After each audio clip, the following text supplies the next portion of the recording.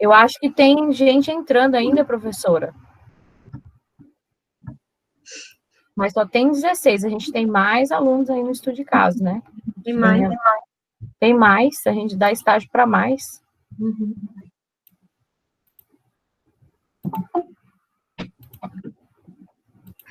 Vai colocando o nome de vocês, o boa tarde, quem entrou depois, coloca o boa tarde ali do lado para afirmar como presença no estudo de caso, para a gente ter a evidência de que você assistiu.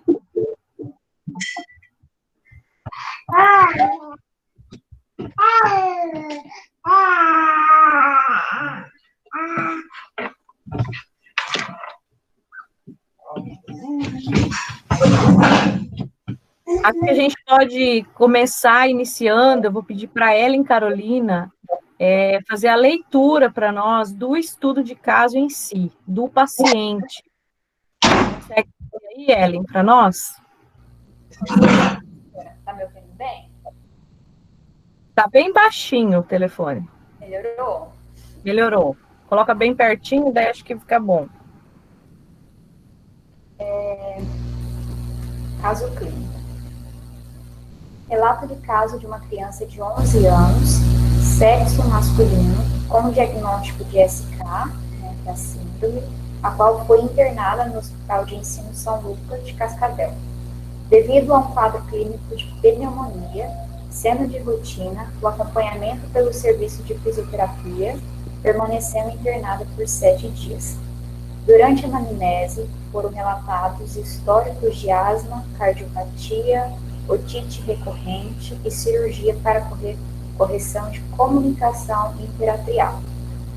Na inspeção, observou-se o paciente em ar ambiente, corado, eupneico, ativo e reativo. Quanto aos sinais vitais, apresentava frequência cardíaca de 84 BPM, frequência respiratória de 19 RPM e saturação periférica de oxigênio de 98%. No exame físico, os dados de altura e peso foram verificados, sendo 1,22 metros e 24 quilos, respectivamente, resultando em índice de massa corporal dentro dos valores de normalidade. Na avaliação postural, foram verificadas protusão e inclinação lateral de cabeça à esquerda, elevação da cintura escapular, rotação de ombros, inclinação anterior e à esquerda de tronco, escoliose torácica à esquerda, maior descarga de peso em membro inferior direito, triângulo de Tales aumentado à direita, tornozelos em inversão, cotovelo esquerdo em discreta flexão e discreto desvio ulnar em punho esquerdo, além da presença de tórax do tipo inspiratório. Na avaliação respiratória, pode-se notar a presença de respiração diafragmática, sem a utilização da musculatura acessória. A expansibilidade e a mobilidade torácica estavam diminuídas. Na ausculta pulmonar, o murmúrio vesicular apresentava-se diminuído em bases, discreta crepitação à direita. Na percussão, identificou-se som maciço em base direita e frênito tóraco-vocal normal. Na avaliação das pressões respiratórias máximas, através da manovacometria, o paciente apresentou PI max de menos 90 e PI max de mais 70. Então, a gente vê que esse paciente ele foi levado para um ambulatório de fisioterapia após os 7 dias para eles fazerem toda esta avaliação generalizada desse paciente, né? Não foi apenas uma avaliação hospitalar. Você percebe pela avaliação postural, ela está extremamente detalhada para mostrar para a gente que foi feita essa avaliação ambulatorial. Mas, mediante o que foi medido da parte respiratória, né, que ele diz assim, ó, o murmúrio vesicular apresentava-se diminuído em bases, discreta crepitação à direita, na percussão, identificou-se som maciço em base direita e frênito tóraco vocal normal. Ok? quem pode me dizer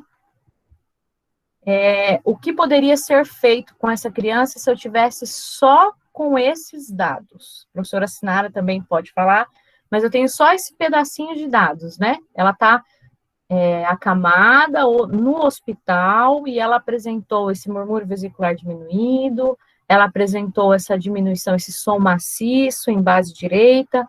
O que você faria como fisioterapeuta se pegasse só esse pedacinho?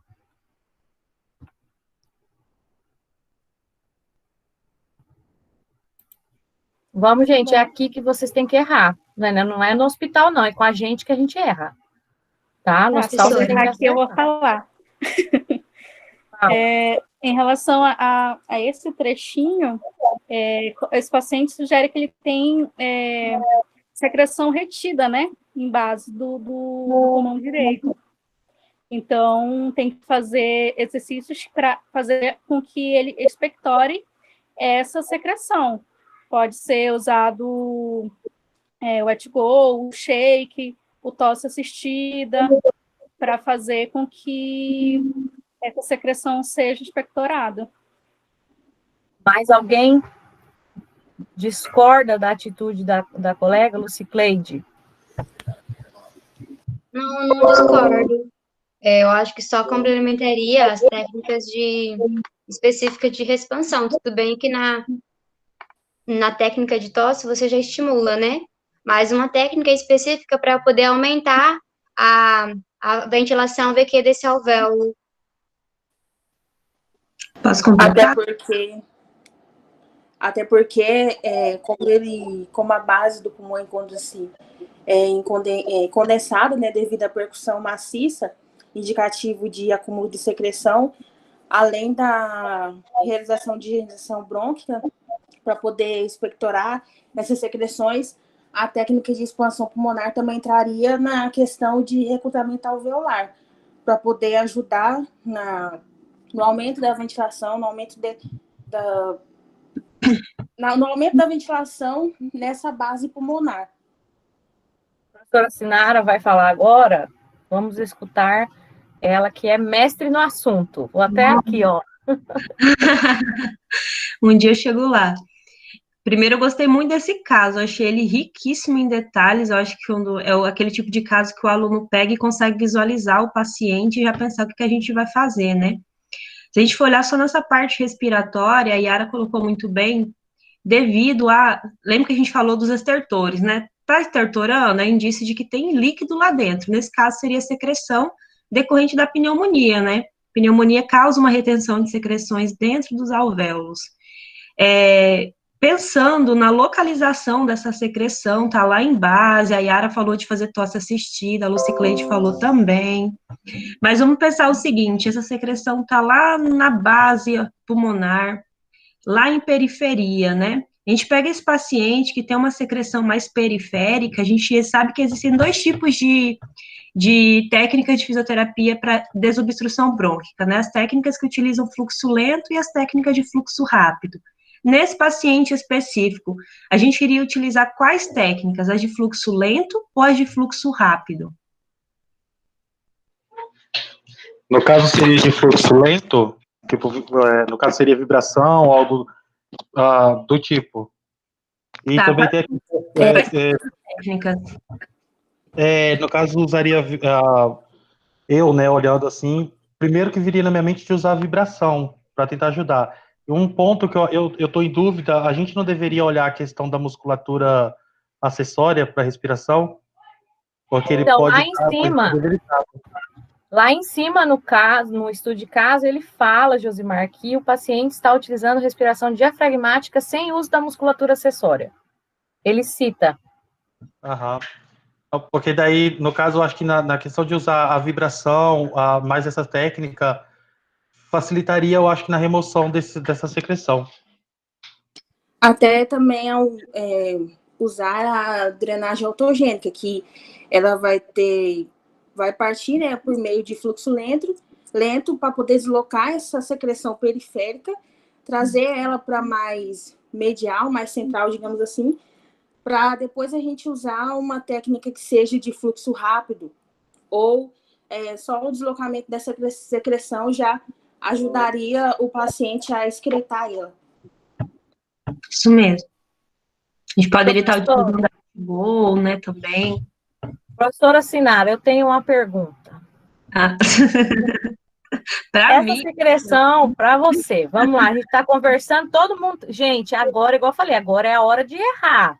Lá dentro do hospital você tem que usar a técnica certa, tá?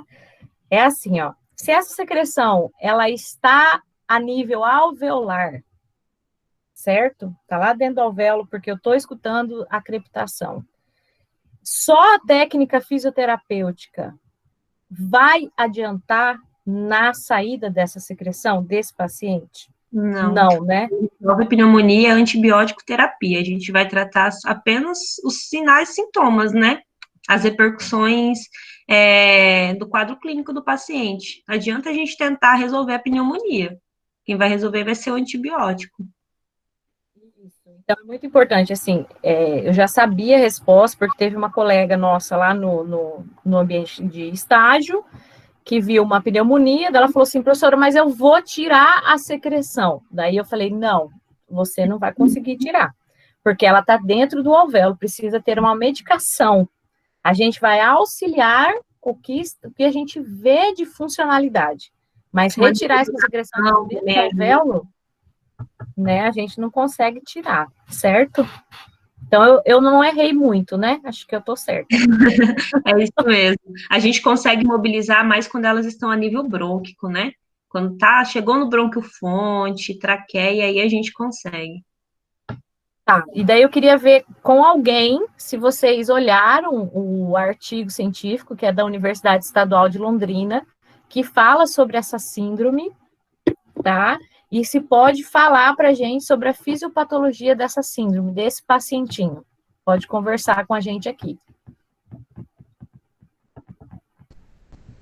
Bom, vou começar então.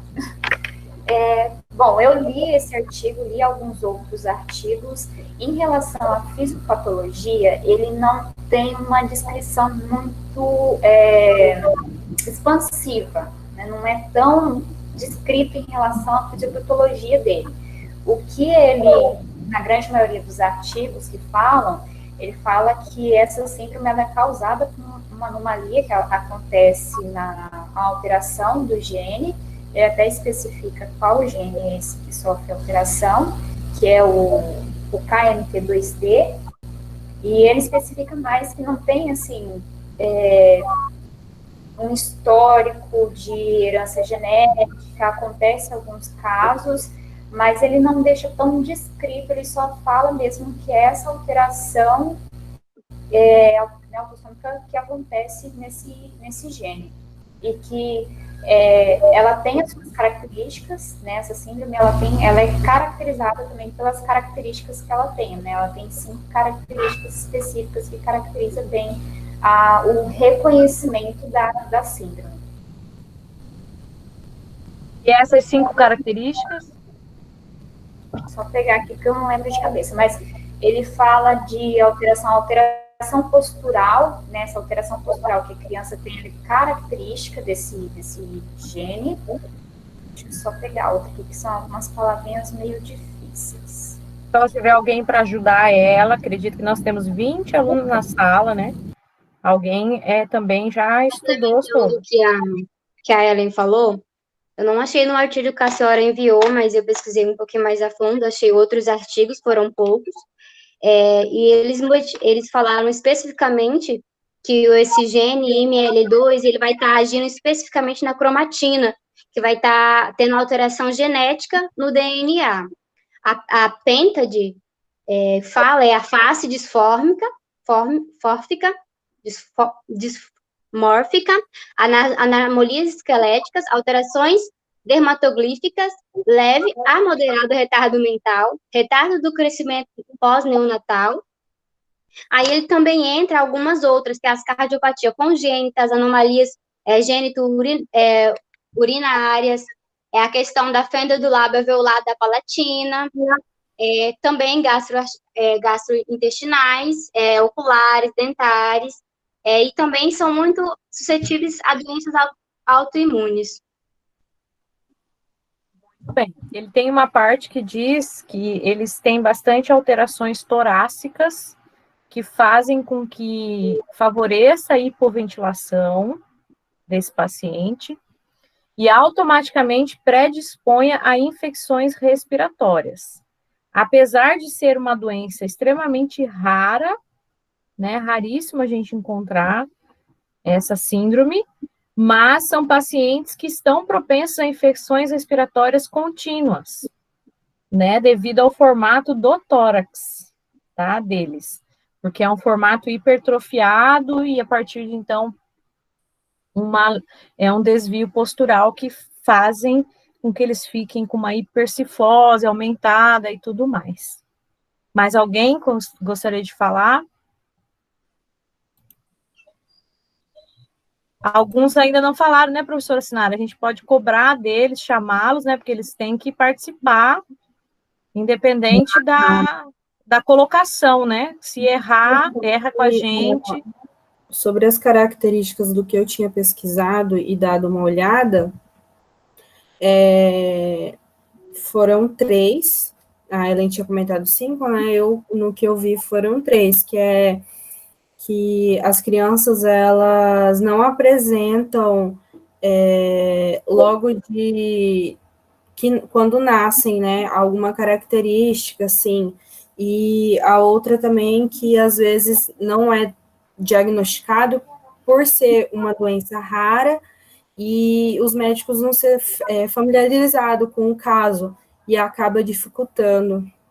Agora, a terceira eu não me recordo. Então, Ana, de todas as características que você falou, nenhuma está relacionada à fisiopatologia da doença, né? Ela está relacionada à parte de diagnóstico. Então, a gente tem que pensar aqueles sinais que trazem para nós, sinais, sintomas, a própria fisiopatologia da doença, que você olha e você fala assim, isso é uma síndrome SK. Esse paciente é uma síndrome SK, ele não vai, né? Porque o diagnóstico difícil, ela é um diagnóstico difícil, ela é genética, né? Precisa ser feito aí um mapeamento genético desse pai e dessa mãe para saber se terá essa doença. Mas, assim, vamos colocar o que a gente pode perceber de alteração motora e de alteração respiratória, porque o artigo que vocês leram, que foi com o estudo de caso, ele traz todos os tópicos das alterações que esse paciente tem. Então, é isso que a gente está esperando para ser falado aqui. Vamos lá? Vou aguardar mais um pouquinho.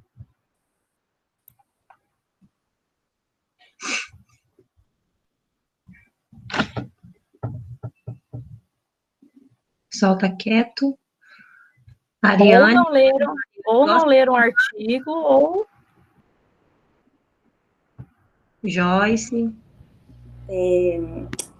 Sobre a questão das características, né, da face dismórfica, que inclusive essa síndrome tem esse nome devido à semelhança da face, né, da criança à maquiagem que era realizada no teatro japonês, no teatro chamado Kabuki. Eu pesquisei até, não achei muita semelhança, inclusive foi até tirada a parte da maquiagem, né, que antes era síndrome da maquiagem de Kabuki. Aí eles tiraram o Kabuki e tiraram a maquiagem e deixaram só Kabuki. O principal é, sim, as características faciais, mas eles têm umas características de membros periféricos, principalmente das mãos, que é bastante evidente em todos, né? Que consiste no encurtamento dos dedos, das falanges, um aumento dos coxins também, que eles falam, das digitais também dos dedos são mais gordinhas e os dedos são mais curtos. É bastante evidente isso em todos os casos que eles falam. Que as almofadinhas entre as falanges, elas são mais gordinhas e os dedos e as falanges são mais curtas. Eles têm uma hipermobilidade, foram algumas características que faz lembrar também um pouco a síndrome de Down, né? A questão das alterações das mãos, das hipermobilidades, as luxações articulares, principalmente a do quadril, que, assim como no caso do artigo, em outros artigos que eu li também, a maioria das crianças apresentam essas luxações do quadril, principalmente. a questão dos olhos, né? Que eles possuem umas escleróticas azuis, que são a membrana que envolve o glóbulo branco do olho. Eles têm uma característica dessa membrana ser mais azulada, eles possuem estrabismo. E a questão das alterações dos olhos mesmo, questão de cílios mais alongados, as pálpebras, bastante evidente dessa característica dessa doença. E é isso. Por apresentar uma face dismórfica, né, que a gente vê bastante alterações no formato facial dessa criança, ela apresenta uma infecção recorrente em um dos órgãos dos sentidos, que foi citado várias vezes nesse artigo. Qual é essa infecção que ela apresenta, que esse paciente pode apresentar? É a otite recorrente. Otite recorrente. Então, ele inflama várias vezes, né, infecciona várias vezes a região do ouvido. E ele cita que as infecções que surgem, na maioria das vezes, em vias aéreas superiores. E o paciente que a gente está tratando é em vias aéreas inferiores, devido aos sinais que a gente viu lá no início. Certo? Ele ainda, além disso tudo, ele apresenta hiperflacidez músculo-ligamentar, né? Então, olha como é importante a gente saber esses sinais motores, porque daí chega no paciente lá na beira do leito, normalmente um paciente desse já diagnosticado, quando ele vai, escrito no prontuário, já vem a síndrome que ele tem, tá? E a gente vai lá no leito, sabe que tem as luxações, ou pelo menos finge que sabe, né? E daí, no momento de fazer a mobilização, né, professora Sinara, pega e faz uma flexão de 90 graus de quadril na mobilização, ou faz uma flexão de 90 graus de ombro, e esse paciente tem luxações congênitas no corpo.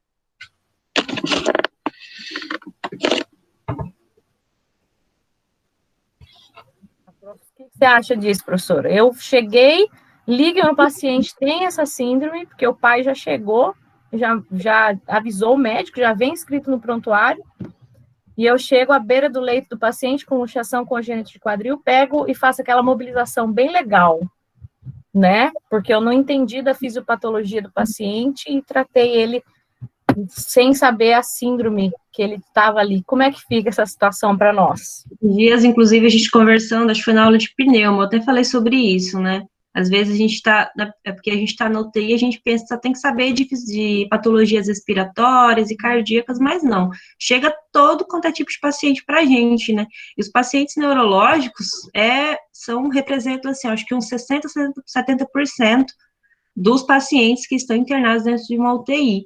Especialmente esses com síndromes genéticas, pacientes com distrofias musculares, né, doenças do neurônio motor, são pacientes que a gente tem uma certa limitação dentro da fisioterapia motora, e às vezes a gente vai tentar ajudar e acaba piorando o quadro dele, forçando ali na fisioterapia resistida.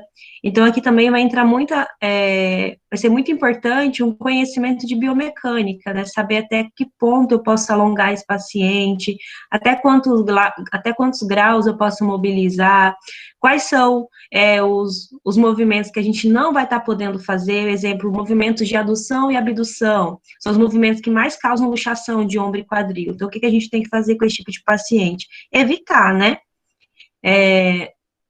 Fazer hipermobilizações, então a gente tem que ter esse cuidado com esse paciente. Então, chega lá esse paciente para nós. Professora, eu não sei o que é síndrome de Kabuki, nunca vi. Corre lá, eu faço isso no hospital, corro lá, olho para ver pelo menos quais vão ser os sintomas que o paciente vai apresentar, porque a gente sabe que, para a gente saber até que ponto que a gente vai poder ir com ele, né? Eu sempre falo assim para os alunos, é muito fácil a gente saber o que nós vamos fazer com o paciente, é mais difícil a gente saber o que nós não podemos fazer, o que é contraindicado, isso é mais difícil de saber. Então, daí a importância, né, por isso que eu gostei tanto desse caso, que ele é muito completo, né, a gente não está falando só de respiratório aqui, a gente está falando de cinesioterapia, de neuro, então é um caso clínico muito interessante, agrega muito. Aí a gente tem a parte motora desse paciente, a reabilitação motora. Vou pedir para o Josimar, que está aqui com a gente, presente, o que ele faria? Fale um exercício que você faria com esse paciente.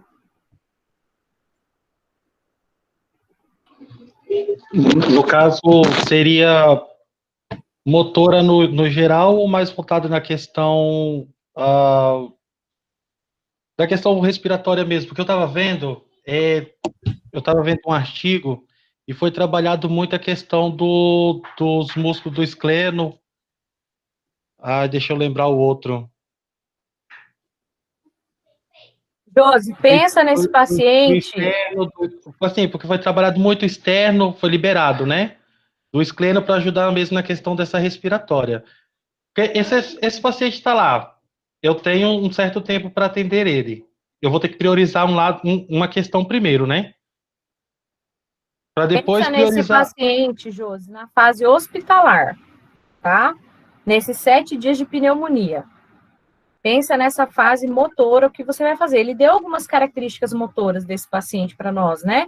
No estudo de caso. O que você faria? Eu trabalharia mais a questão do alongamento e imobilização, tomando os cuidados. Os cuidados, como a professora Sinara falou, né? Tem alguns movimentos que não se deve fazer. Tem que tomar cuidado ao fazer por causa dessas luxações. Então, eu trabalharia... Alongamento passivo, alongamento ativo. Ativo assistido, conforme ele responder, né? Conforme o paciente vai me responder. Caso ele não consiga executar, não consiga me responder, eu faria passivamente. E você faria transferências transposturais com ele? Sim, por que não? Quais você poderia fazer?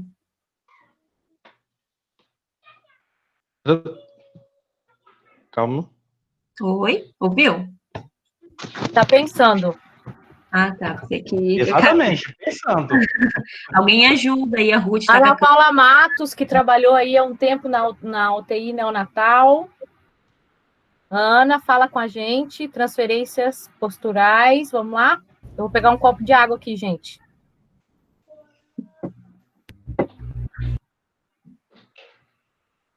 Ana ligou e desligou já. Vamos pensar aqui, quais são as transferências transposturais que a gente faz? Desde lá do desenvolvimento motor, né?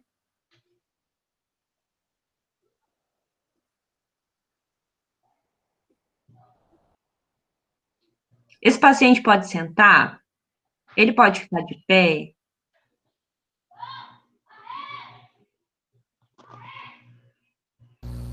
Professora, se a gente for olhar pelo histórico clínico dele, ele é um paciente com instabilidade ligamentar e com hipotonia.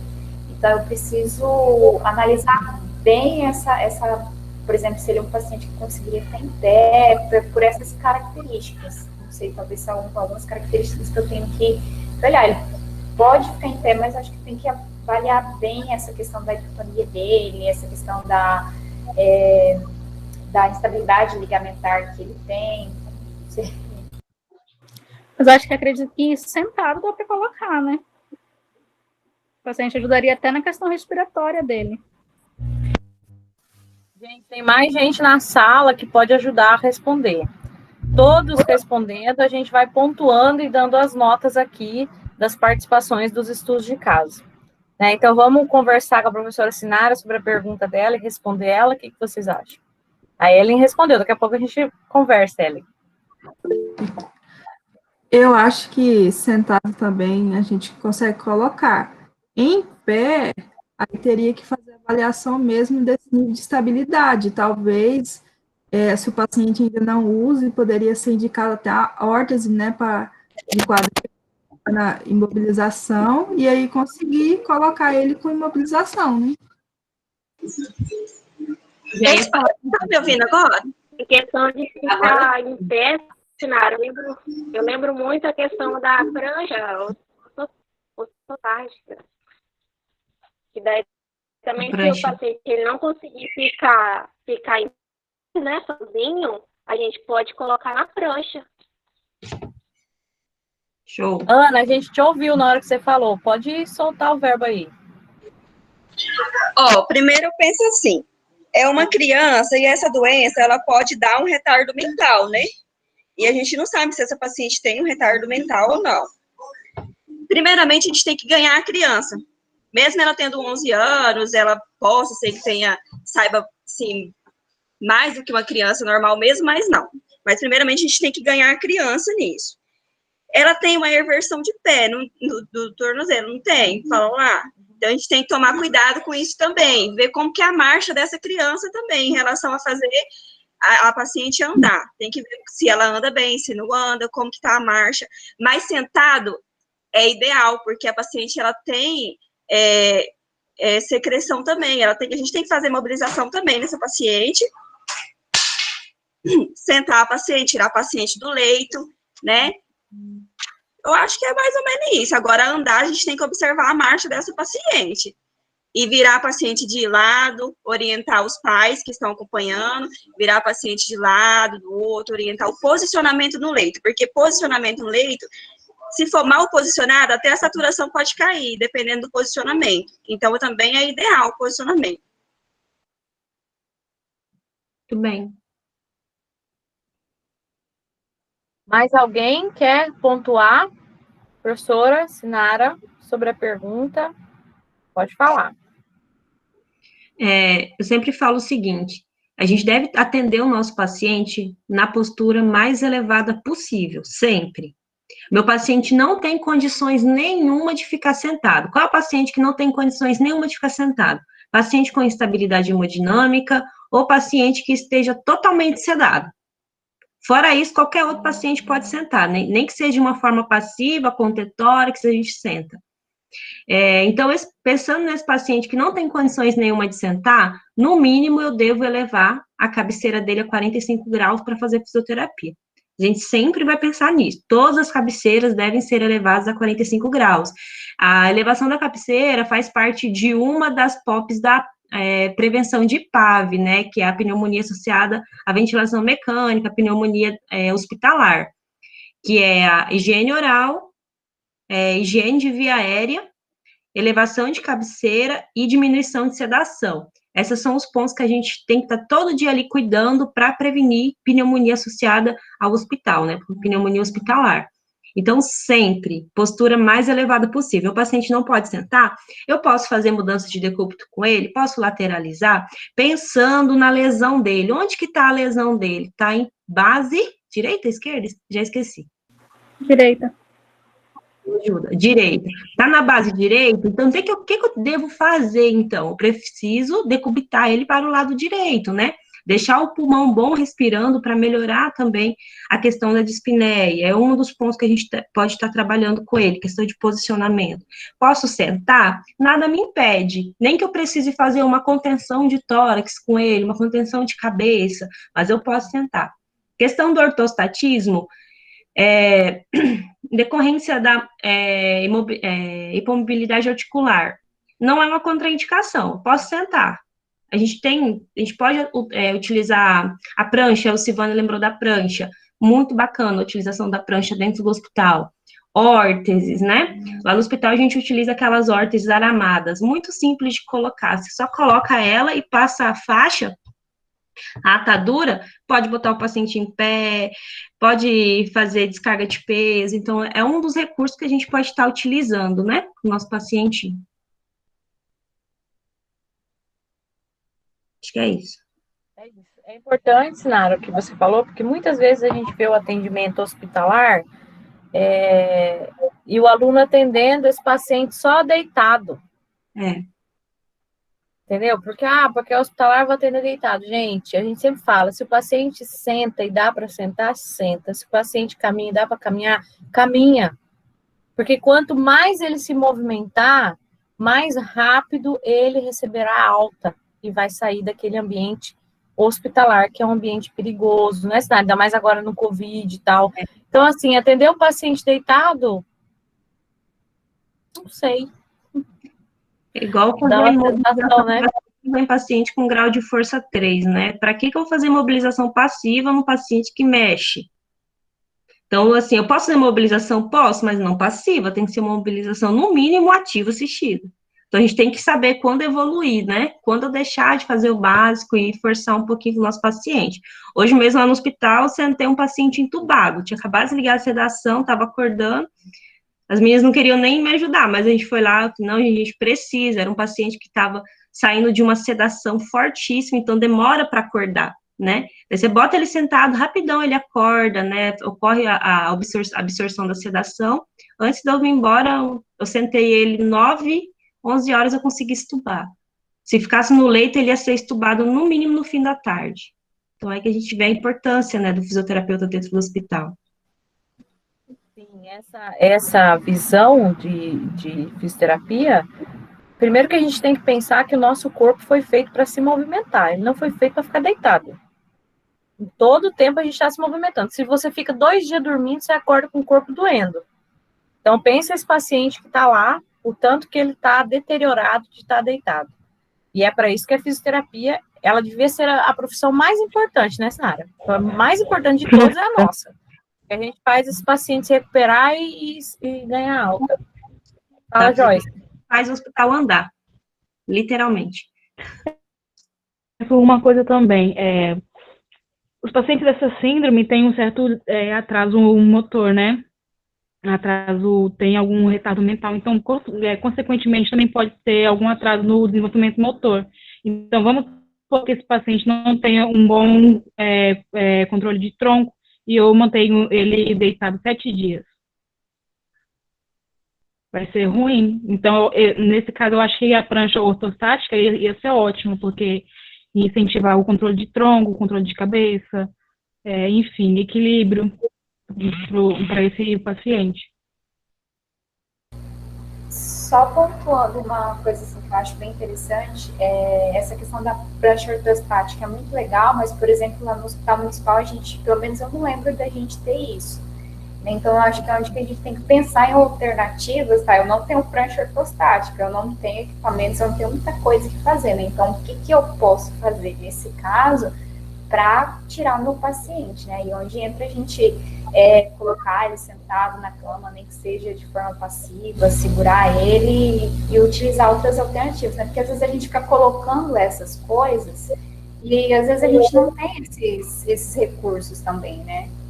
A gente, por exemplo, eu não lembro da gente ter orques lá no hospital, então é onde que a gente tem que pensar. É importante você pontuar isso, Ellen, porque é assim, ó, às vezes a gente acha que está no Hospital Municipal de Paraná e que é o Hospital Municipal de Paraná que não tem essas situações para serem utilizadas.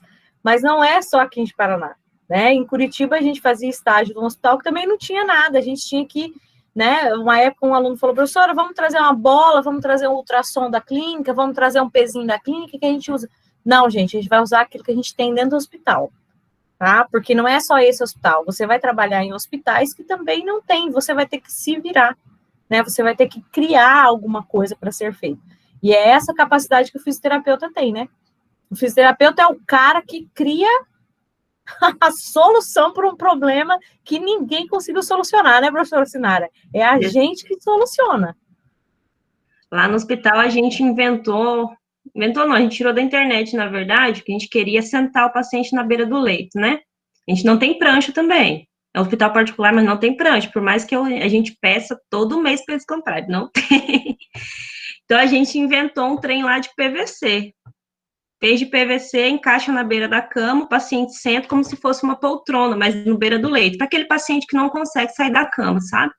Você senta ele na beira da cama, encaixa atrás dele, nas costas, e o paciente consegue encostar e ficar sentadinho, né? Fazer pelo menos a sedação de PVC. Então, é uma realidade que a gente enfrenta. A gente está tendo aula de órtese e prótese, né? Aí a professora deu ideia para a gente poder pesquisar algumas coisas. E aí eu estava vendo alguns vídeos para poder ver se aparecia alguma criatividade na minha mente para uns pacientes meus do CER. Aí eu vi um protótipo desse para poder usar no paciente acamado, feito de PVC. Tem muita coisa que a gente pode usar como um recurso barato para a gente poder utilizar nesses lugares onde não tem muita coisa, né? Sim. Eu já vi eles fazerem o ciclo ergômetro todinho de PVC, daqueles canos, e levam para o hospital lá em Porto Velho, né, para trabalhar no João Paulo, no hospital, esqueci agora, hospital de base. Então, eu acho que uma alternativa, isso que a Joyce falou, é importante, né, é a gente sempre pesquisar o que a gente vai fazer de melhor para o nosso paciente. Apesar de ser um estágio, eu não estou recebendo por isso, mas eu estou pesquisando para trazer ao meu paciente o melhor da reabilitação. Se aquilo não está dando certo, eu vou pesquisar algo que seja melhorado, né, professora? Eu acho que a gente tem que sempre pensar isso. Que tem gente que vai levando o estágio, só passando pelo estágio, né? Ele só passa pela vida. Na verdade, ele não contribui com a própria vida.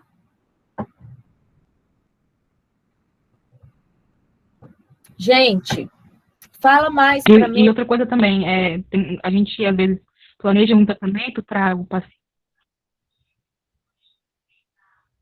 E a gente imagina como se as condições, às vezes, mas aí a gente, fazendo esse tipo de coisa, pode ser mais acessível e mais fácil.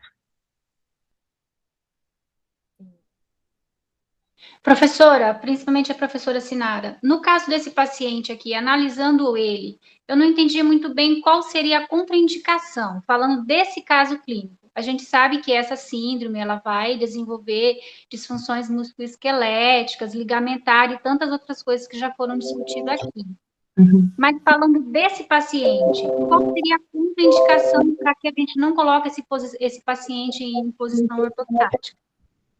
Na verdade, Ruth, o problema desse paciente é a hipomobilidade articular que ele tem. Ele tem uma predisposição a ter luxações. Só isso, a luxação, questão da luxação mesmo. Então, tem que tentar evitar movimentos que possam levar à luxação, né? Como adução, abdução. No caso da marcha, quando a gente vai fazer a marcha, quais são os movimentos que a gente faz de quadril? A gente faz adução de quadril na marcha, não faz? Não vou falar que vou colocar meu paciente para andar e ele vai luxar, só porque está andando. Mas pode acontecer. Se ele fizer uma hiperadução, né? Pode acontecer. Seria o caso mesmo da hipomobilidade. Mas, assim, é só porque eu não compreendi muito bem. Nem mesmo a posição ortostática não poderia fazer nesse paciente? Pode. Ah, tá, entendi agora. Pode. É bom, é melhor ainda, né? Fazer carga de peso, a própria cocontração estimula ali os próprios receptores articulares.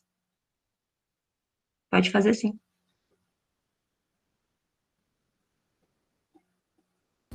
Feliz aniversário do Alessandro. Ele falou agora no chat. Como que é isso? Hein, Alessandro? Já vai sair? Chegou uma surpresa lá na casa dele, não fala nada. Então, porque nem eu esperava, né? E chegou uma amiga minha aqui com os negócios aqui. Então a gente vai cantar parabéns, mesmo que todo mundo. Pode ser? Pode ser. Parabéns para Alessandro, gente. Parabéns para você.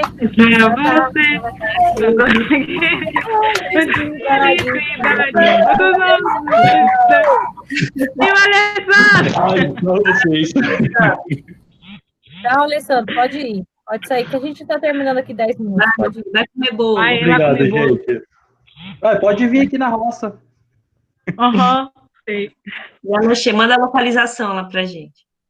Tá, tchau. Tchau.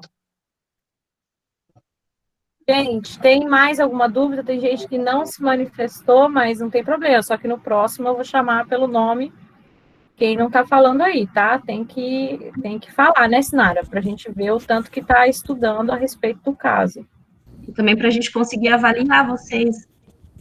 Tem uma outra parte do estudo de caso, só para a gente poder conversar. Ele é um paciente cardiopata e quando eu fui fazer a resolução do caso, eu coloquei também uma reabilitação cardiorrespiratória.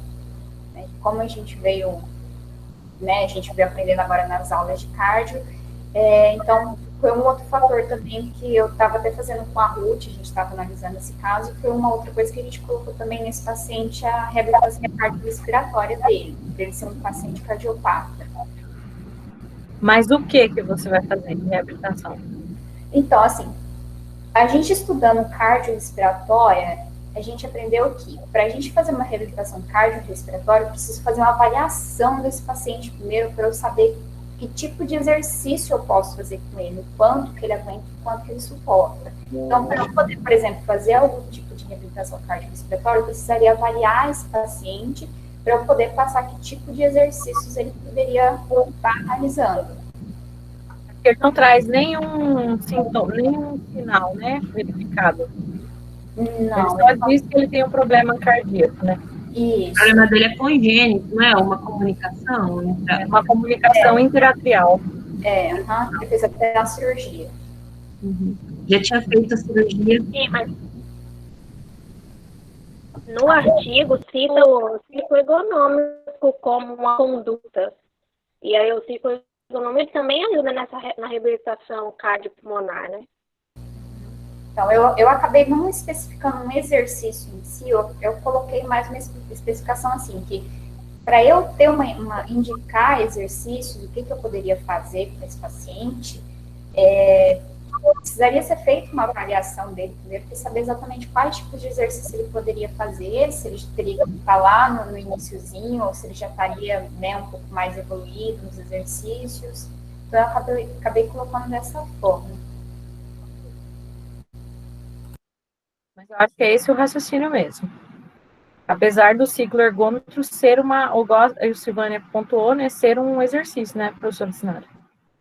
Ele já é uma bicicleta estacionária, né? Gosto muito do ciclo. E o ciclo é interessante que você pode fazer tanto em membros inferiores quanto em membros superiores. E para intensificar o exercício, você pode fazer ele associado a algum exercício respiratório, né? Expansão. Existem alguns aparelhos para fortalecimento de musculatura respiratória, né? Que a gente pode estar fazendo associado ao ciclo ergômetro, como o Power Brave, o Tri-Shoulder, o próprio Respiron. Existe muito preconceito contra o Respiron, mas pensando que é uma criança de difícil entendimento, seria algo interessante que a gente poderia estar fazendo por conta do feedback visual, né, que o aparelho traz. A própria VNI, tá? A gente poderia estar fazendo uma VNI com esse paciente associada ao exercício.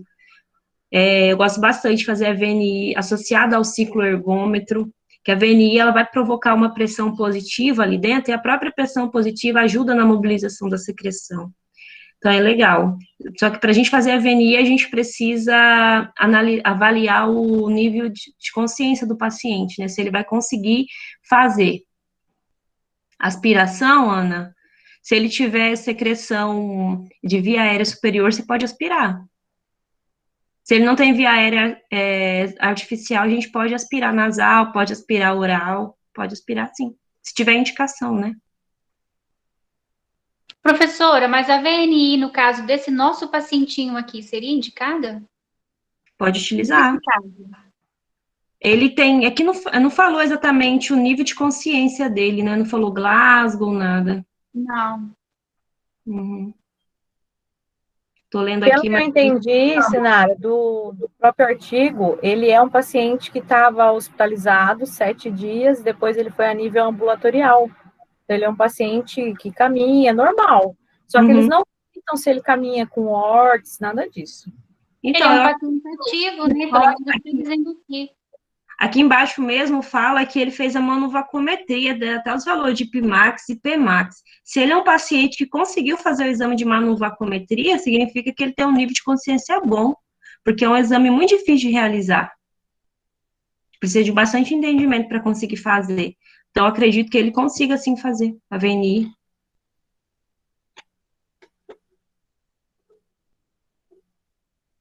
Pessoal, a gente vai finalizando aqui.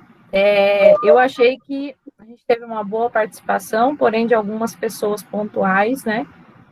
Eu espero que no próximo estudo de caso, que a gente esteja aqui nessa área, a gente tenha a participação de todos. É igual eu falei, não importa se você errar o que você vai falar, a gente vai corrigir aqui, para que lá com o seu paciente você faça o certo, o correto, né? Então, a gente espera essa participação porque vocês são pontuados pelo estudo de caso que você coloca lá no Blue, mas também são pontuados pela participação no estudo de caso. Então, você tem que falar. E esse estudo de caso específico, ele tinha um artigo para ajudar ainda, né? O artigo vem trazendo até o tratamento, tudo certinho lá para vocês. Então, assim, vamos participar, vamos estar aí, não sei, acho que é isso que eu tinha que falar. Sinara. Oi, professora, a gente estava comentando sobre a posição em pé, né, desse paciente devido a essas luxações que possam ocorrer. Mas no artigo cita também a marcha no corredor. Então, assim, a caminhada de 6 minutos também, então, não seria uma tão contraindicação assim para usar, né? Para utilizar. Pode fazer, com certeza. A gente estava falando do risco de luxação, Silvânia, a gente está falando de uma forma generalizada, pensando na doença, certo? É uma síndrome que causa hipomobilidade articular. A hipomobilidade articular é que aumenta o risco de luxação, né, subluxações e tudo mais. Mas nosso pacientinho aqui, pelo que o estudo de caso trouxe, é um paciente jovem, né, ele anda, ele tem força muscular, então a gente pode estar fazendo sim. Porque assim, pelo menos eu me baseei muito pela questão do caso, não da patologia em si, porque quando a gente vai estudar a patologia em si, ela traz muitas outras características, né, para esse paciente. Agora, quando a gente analisa o nosso caso clínico, é um paciente ativo, que a gente consegue colocar ele, fazer até mesmo essa questão do ortostatismo com esse paciente, ele é ativo, né? Então, por isso que eu analisei, quando eu fui responder, eu analisei o paciente do caso clínico, e não a patologia em si. Exatamente. Isso aí.